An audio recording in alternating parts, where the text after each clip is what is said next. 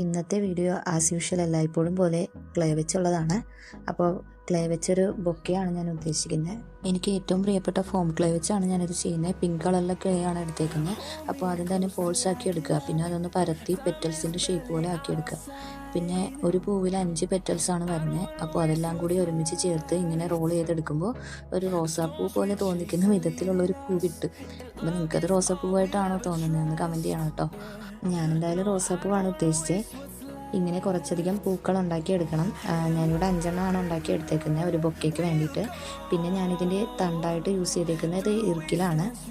അതുപോലെ തന്നെ ലീവ്സ് ഞാൻ ഉണ്ടാക്കിയെടുത്തിട്ടുണ്ട്. അത് പേപ്പർ ടേപ്പ് വെച്ചാണ് ഉണ്ടാക്കിയേക്കുന്നത്. അത്രയേ ഉള്ളൂ നമ്മുടെ ഫ്ലവേഴ്സിൻ്റെ പരിപാടി.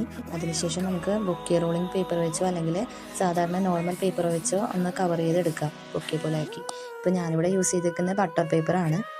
അപ്പോൾ നിങ്ങൾക്ക് ഈ ബൊക്കെ ഇഷ്ടപ്പെട്ടിട്ടുണ്ടെങ്കിൽ do like and subscribe. Tata, bye bye.